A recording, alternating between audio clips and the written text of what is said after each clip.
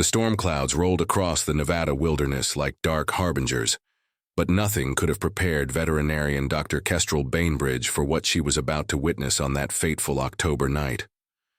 Thunder crashed overhead as she crouched beside the laboring Mustang mare, her headlamp cutting through the darkness of the makeshift shelter at the Wild Horse Sanctuary. This wasn't just any mare. Wistba, as the sanctuary staff had named her, was a genetic anomaly. A Mustang with the rare silver dapple gene that created an almost ethereal coat pattern. More mysterious still, ultrasounds had shown something unprecedented. The foal she carried possessed bone density readings unlike anything in equine medical literature. "Easy, girl," Kestrel whispered, her practiced hands monitoring the mare's progress. Rain hammered against the metal roof while Sanctuary Director Maverick Thornwell paced nervously outside, his weathered face etched with concern. The birth had been progressing for hours, far longer than normal. Every instinct told Kestrel something extraordinary was happening. Wistba's vital signs remained stable, but the readings on her portable ultrasound were defying explanation. The foal's skeletal structure appeared denser than any horse ever recorded, yet somehow the mare showed no distress. As midnight approached, Wistba's contractions intensified. Kestrel positioned herself ready to assist, when suddenly the mare's entire body began to emit a faint, almost imperceptible luminescence. The veterinarian blinked hard, certain exhaustion was playing tricks on her eyes, but the gentle glow persisted. "What in the—" she started to whisper, but her words were cut short as Wistba delivered her foal in a rush of glowing amniotic fluid that seemed to sparkle like liquid starlight before quickly fading to normal. The newborn colt was unlike anything Kestrel had ever seen. His coat bore the same silver dapple pattern as his mother, but with an added dimension. The dapples seemed to shift and shimmer even in the dim light. More striking still were his eyes, not the typical dark brown of most foals, but a brilliant amber that seemed to hold flecks of actual gold. Kestrel worked quickly to clear the foal's airways and ensure he was breathing properly. His heartbeat was strong and steady, but as she ran her hands over his small frame, she noticed something remarkable. His bones felt impossibly solid, yet he moved with surprising grace for a newborn. Within minutes, he was attempting to stand, far earlier than typical foals. "Maverick," she called out, her voice barely audible over the storm. "You need to see this." The sanctuary director burst through the door, his eyes immediately drawn to the extraordinary pair. Wistba was nuzzling her foal with obvious pride, but there was something almost knowing in her eyes, as if she understood the significance of what had just occurred. "I've been working with horses for 30 years, Maverick breathed, "and I've never seen anything like this." The foal struggled to his feet with determination that seemed almost human in its intensity. As he took his first wobbly steps, both humans noticed something that made their blood run cold. Tiny hoofprints left behind in the straw began to glow faintly for just a moment before returning to normal. Kestrel checked her instruments again, certain they were malfunctioning, but every reading confirmed what her eyes were telling her. This wasn't just an unusual foal. This was something that challenged everything she thought she knew about equine biology. As if sensing their scrutiny, the colt turned his golden eyes toward them and nickered softly. In that sound, both Kestrel and Maverick heard something that raised goosebumps on their arms, an almost musical quality that seemed to resonate at frequencies beyond normal hearing. "We need to document everything," Kestrel whispered, her scientific mind racing even as wonder overwhelmed her senses. Dawn broke over the sanctuary with an unusual brilliance, as if the very air had been cleansed by the previous night's storm. Dr. Kestrel Bainbridge hadn't slept a moment. Too fascinated by her observations of the remarkable colt she'd decided to name Aurelius, Golden One, though she kept that detail to herself for now. The foal's development was unprecedented. While most newborns required hours to master basic coordination, Aurelius was already trotting around the paddock with his mother, his movements displaying an almost supernatural grace. More concerning were the physical anomalies Kestrel discovered during her morning examination. His bone density is off the charts, she explained to Maverick as they watched the pair through the fence.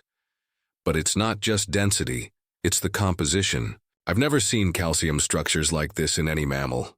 Maverick squinted against the morning sun, noting how the light seemed to catch differently on the foal's coat. And that shimmer? That's not just the silver gene, is it? No, Kestrel confirmed, checking her notes. I've documented silver dapples for years. This is something else entirely. Watch how the light bends around him, as if responding to their conversation. Aurelius lifted his head and gazed directly at them. Those golden eyes held an intelligence that made both adults uncomfortable. For a moment, neither could look away from the foal's penetrating stare. The moment was broken by the arrival of Dr. Cassiopeia Valdez, a geneticist from the University of Nevada, whom Maverick had contacted at first light. Her reputation for discretion was as well known as her expertise in rare genetic mutations. "Where's this miracle foal I've been hearing about?" Cassiopeia asked, adjusting her field equipment bag. Her no-nonsense demeanor shifted the moment she laid eyes on Aurelius. My God, the photos didn't do him justice. "Wait until you see the blood work," Kestrel said, handing over the preliminary results. Cassiopeia's eyes widened as she reviewed the data. "These protein structures, they're not entirely equine. How is that possible?" Before anyone could respond, Aurelius approached the fence where they stood. Up close, his unusual nature became even more apparent. His hooves, which should have been soft and pliable in a newborn, had already hardened to an almost metallic consistency. When he moved, tiny sparks seemed to dance between his hooves and the ground.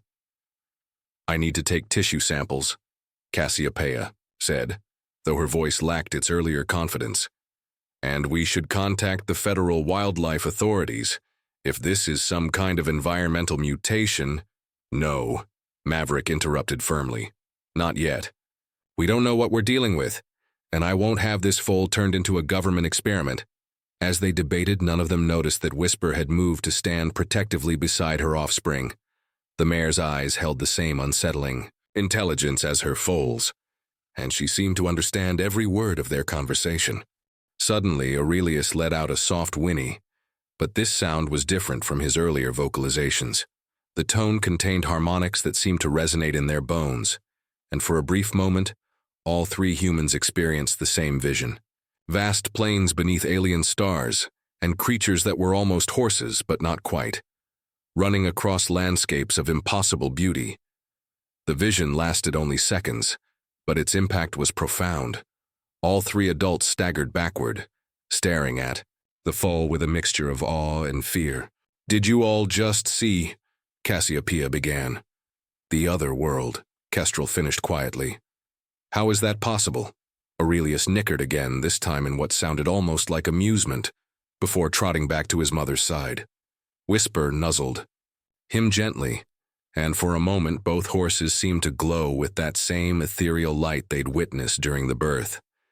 Maverick was the first to find his voice. "We're not dealing with a genetic mutation, are we?" Cassiopeia shook her head slowly, her scientific worldview crumbling. "I don't think we're dealing with anything that originated on this planet. 3 days after Aurelius's birth, the sanctuary had become an epicenter of barely contained wonder and growing unease. Dr. Cassiopeia Valdez had set up a temporary laboratory in the sanctuary's visitor center, her equipment humming as it processed samples that defied conventional analysis. "The cellular structure is definitely terrestrial," she explained to the small group gathered around her makeshift workstation. "But there are additional components I can't identify. It's as if his DNA contains information from an entirely different evolutionary tree." Wildlife photographer Indigo Marquez had arrived the previous day, initially skeptical of the reports she'd heard through the scientific community's informal networks. Now, reviewing the images on her camera's display, she struggled to find words for what she'd captured. "Look at this," she said, showing them a high-speed photograph of Aurelius running. "The camera caught something my eyes missed. See these light trails following his movement? They're not lens flares. They're actually emanating from him." Dr. Zephyr Caldwell, an expert in electromagnetic phenomena whom Cassiopeia had quietly consulted, studied the images with growing excitement. This suggests he's generating some kind of bioelectric field, but the pattern is unlike anything in known biology. Meanwhile, Aurelius continued to develop at an impossible rate. By his third day, he displayed the coordination and awareness typically seen in month-old foals. More unnervingly, he seemed to understand human speech with perfect clarity, often responding to conversations about him with knowing looks or soft vocalizations that carried those same otherworldly harmonics. Wistba remained equally enigmatic. The mare showed no signs of the exhaustion typical of new mothers, instead maintaining a vigilant alertness that suggested she was protecting more than just her foal. She'd positioned herself strategically in the paddock, always maintaining sight lines to all possible approaches. "They're waiting for something," Maverick observed during the evening watch. "Or someone." His words proved prophetic. As darkness fell on the fourth night, the aurora borealis appeared in the Nevada sky, thousands of miles south of where such phenomena typically manifested. The lights danced in patterns that seemed almost intentional, casting the sanctuary in an ethereal green glow. Aurelius became increasingly agitated as the lights intensified. He paced the paddock, whinnying in those multi-tonal calls that seemed to pierce dimensions. Wistba joined him, and together their vocalizations created a harmony that made the very air shimmer. "It's some kind of signal," Zephyr realized, his electromagnetic sensors registering unprecedented readings. "They're communicating with something." The aurora suddenly focused into a tight beam directly above the sanctuary. The light descended, slowly revealing a form that challenged perception. Not quite solid, not quite energy, but something between states of matter. As it touched the ground near the paddock, the figure of a woman materialized, though her features seemed to shift between human and something far more ancient. She was tall and graceful, with hair that moved like liquid starlight, and eyes that held the same golden depth as Aurelius's. Her clothing appeared to be woven from the aurora itself, shifting between colors that had no earthly names. "My children," she spoke, though her lips didn't move. The words resonated directly in their minds, carrying the same harmonic complexity as the horse's calls. "The time of reunion has come." The assembled humans stood frozen, their scientific minds struggling to process what they were witnessing.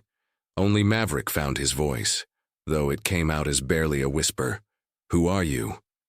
"I am what you might call a guardian," she replied, moving toward the paddock where Wistba and Aurelius waited.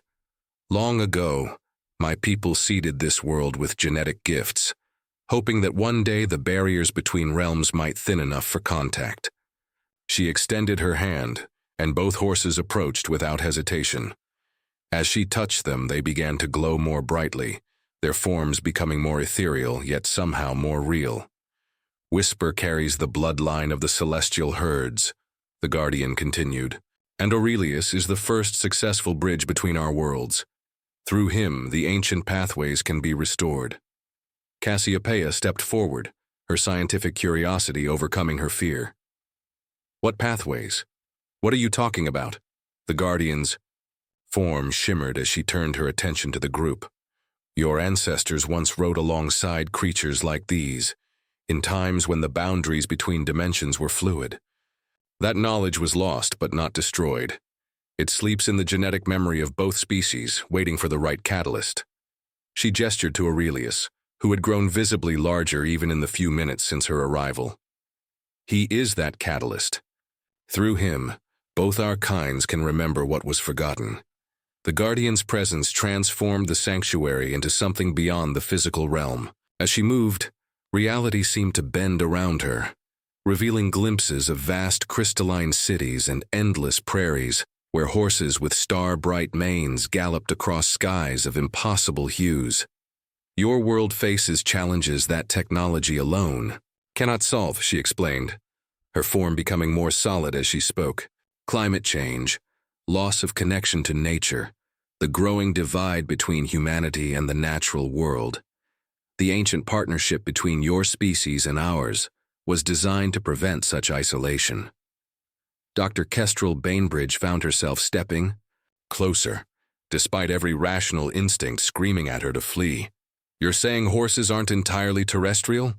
"Not all horses," the Guardian clarified, her attention focused on Aurelius, who was now nearly the size of a yearling, though.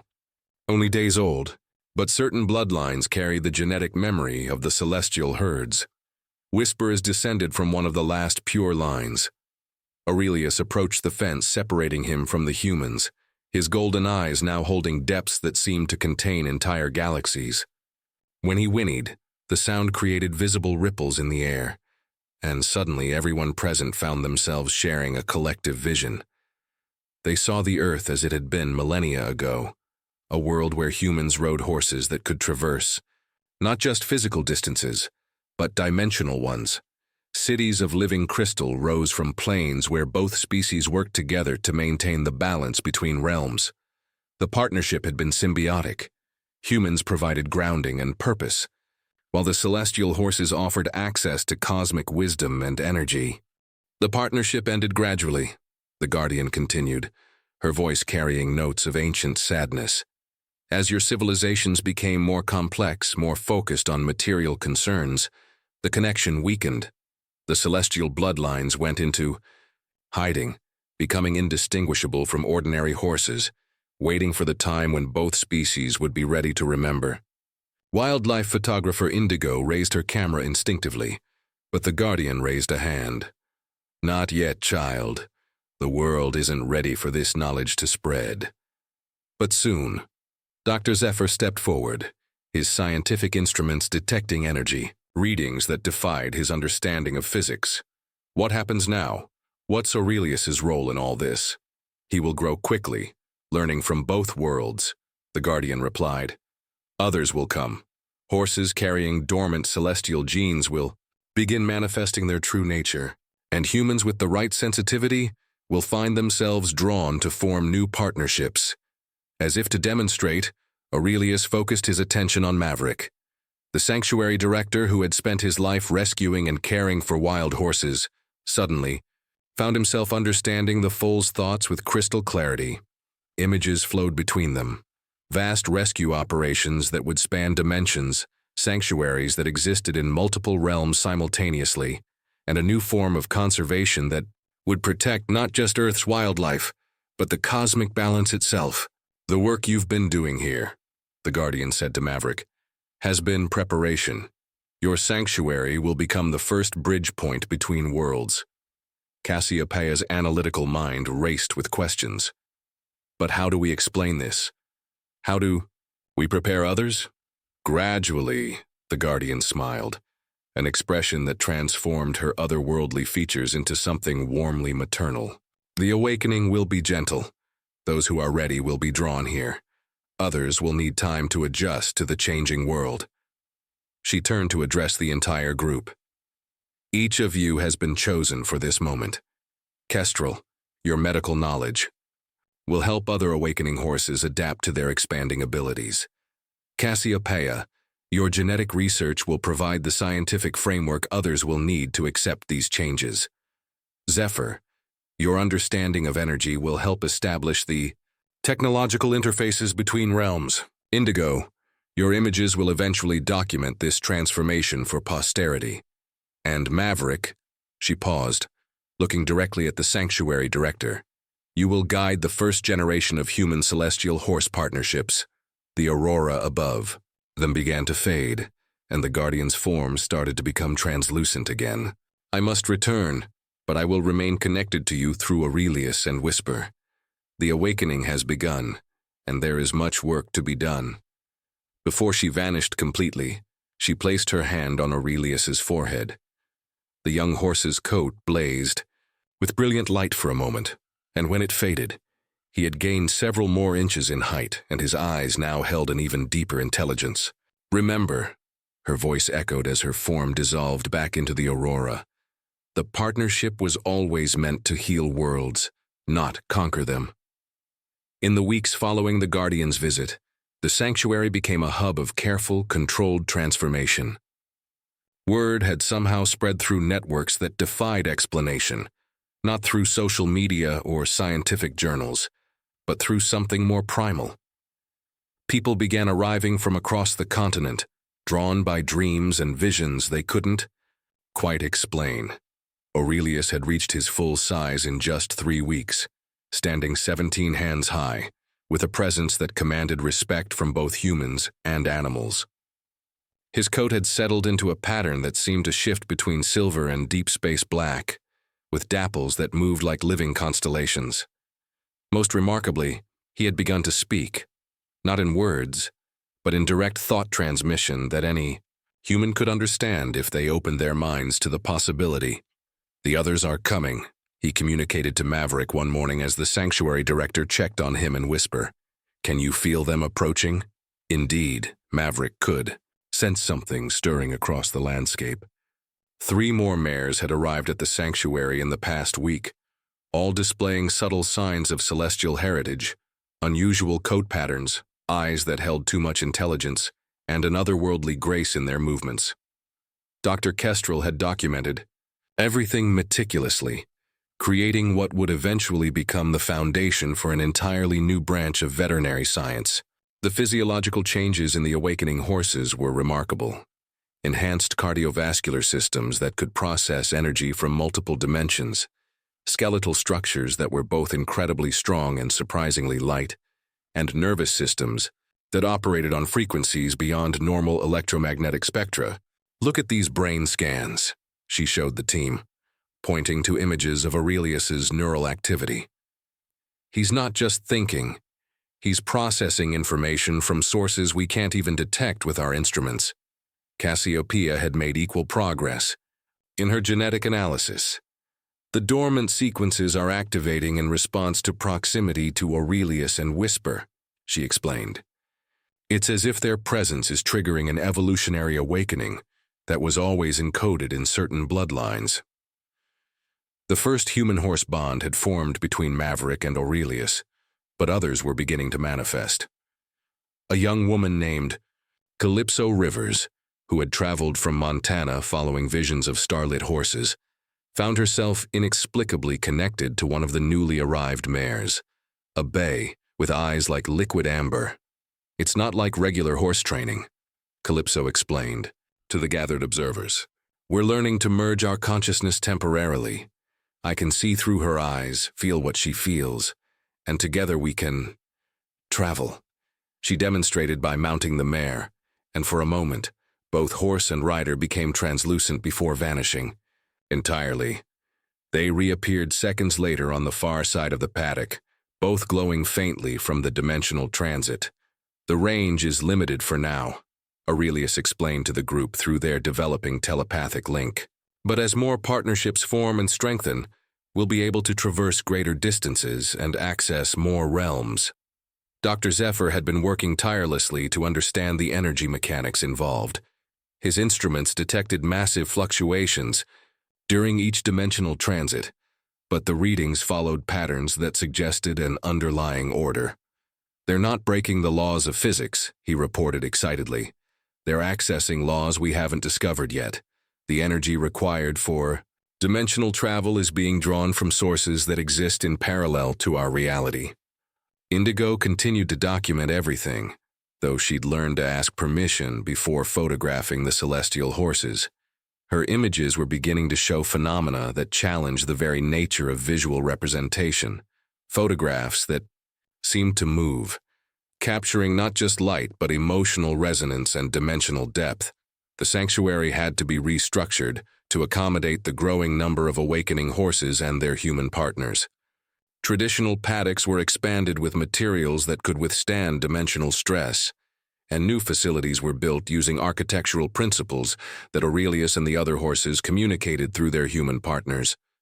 "We're becoming something new," Maverick realized one evening as he stood with Aurelius, watching the sunset paint the sky in impossible colors that seemed to reflect light from other dimensions. "Not just humans who work with horses, but a truly integrated species." "The Guardian spoke of healing worlds," Aurelius responded, his mental voice carrying undertones of cosmic purpose. Earth's environmental damage runs deeper than pollution or climate change.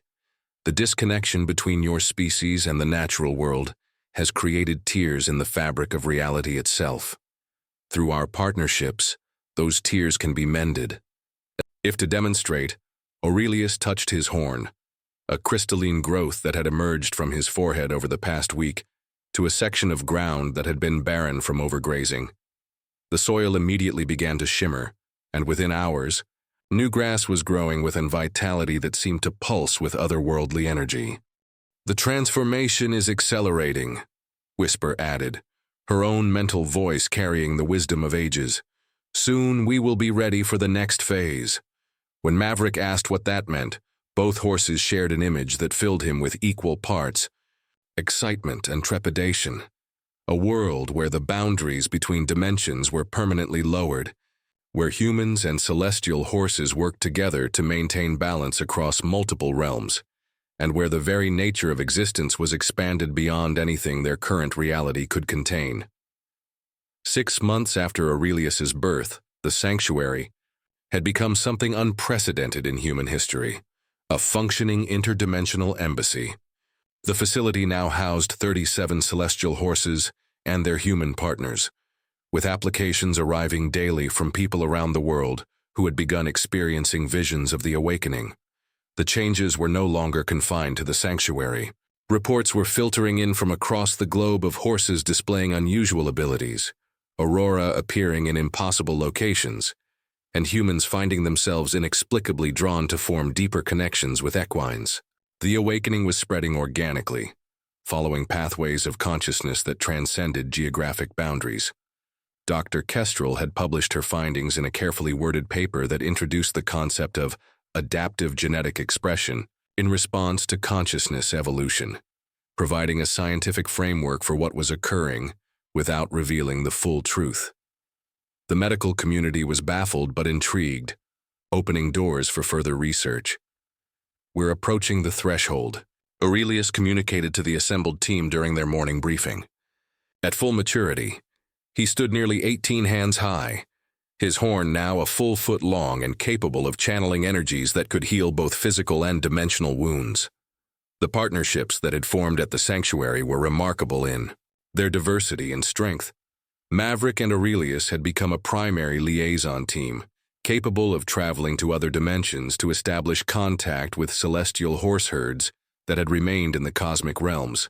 Calypso and her mare, Nebula, specialized in environmental healing, working to repair damaged ecosystems by channeling dimensional energy into depleted landscapes. Dr. Zephyr had partnered with a stallion, whose coat appeared to be made of living lightning, and together they had developed technologies that could harness dimensional energy for practical applications. Their work promised to revolutionize everything from space travel to medical treatment. Cassiopeia worked with a mare whose genetic signature revealed connections to at least 7 different dimensional variants of equine evolution. Through their partnership, she was mapping the cosmic family tree that connected all horse bloodlines across multiple realities. Indigo's documentation had evolved beyond photography into something resembling interdimensional art. Her images now served as windows between worlds, allowing viewers to glimpse the larger reality that was beginning to merge with Earth's dimension. "The time has come," the Guardian announced, appearing once again as the aurora blessed the sanctuary with its presence. Her form was more solid now, less ethereal, as if the increasing number of active dimensional bridges was allowing her to maintain a stronger presence on Earth. "Come for what?" Maverick asked, though he suspected he already knew the answer. "To open the permanent gateway," she replied. "Earth is ready to rejoin the cosmic community. The partnerships you've forged here have proven that both species can handle the responsibility of interdimensional existence." The ceremony took place at dawn on the winter solstice. All 37 human-horse partnerships participated, forming a circle around a crystalline structure that had grown from the ground where Aurelius had first healed the barren soil. The crystal pulsed with the heartbeat of multiple worlds, its facets reflecting landscapes from dozens of different realities. As the sun rose, each partnership contributed their unique energy to the awakening. The crystal began to sing, literally creating musical tones that resonated across dimensions. Aurora appeared worldwide, visible even in broad daylight, as the barriers between Earth and the cosmic realms thinned to almost nothing. "This is not an ending," the Guardian explained as the transformation reached its crescendo. "This is humanity's graduation into galactic citizenship. Your species has proven capable of the wisdom necessary to participate in the cosmic community." The crystal's song reached a crescendo, and suddenly the sanctuary existed simultaneously, in multiple dimensions. Visitors could now see the crystalline cities the Guardian had shown them in visions. Vast herds of celestial horses grazing on prairies of living starlight, and humans from other worlds who had also achieved partnership with their dimensional equine counterparts. "We are no longer alone in the universe," Aurelius proclaimed, his mental voice now reaching every conscious being on Earth. The partnership between humans and horses was always meant to be the foundation for something greater. Today, we reclaim our place among the stars. The changes were immediate and profound. Children around the world began manifesting abilities to communicate with animals. Environmental damage started healing at accelerated rates as dimensional energy flowed into wounded ecosystems. Space agencies detected signals from civilizations that had been trying to contact Earth for millennia. At the sanctuary, now officially designated as Earth's first interdimensional cultural exchange center, Maverick stood with Aurelius as representatives from dozens of worlds began arriving through the stabilized portal. The little Mustang foal born in a storm had become the key to humanity's cosmic awakening. "Did you know?" Maverick asked his partner. "Even from the beginning, did you know it would lead to this?" Aurelius's response carried the warmth of deep affection and the wisdom of ages. "I knew you would be ready when the time came, all of you. The capacity for wonder, for partnership, for growth beyond limitation. It was always within your species. We were simply the catalyst to help you remember who you truly are." As the sun set on Earth's first day as a member of the galactic community, Wistba grazed peacefully in a paddock that now opened onto infinite worlds, her original purpose fulfilled. The uncommon pregnant Mustang mare had indeed delivered something unique, not just a foal, but the future of two species learning to soar together among the stars. The sanctuary's mission statement, carved into the crystalline gateway, captured the essence of their achievement. Where Earth meets sky, where mortal meets divine, where the partnership between species becomes the foundation for cosmic harmony. And in the gathering twilight, as Aurora danced across skies that now touched other worlds, the sound of celestial horses could be heard calling to their human partners, inviting them to explore the infinite possibilities that lay ahead.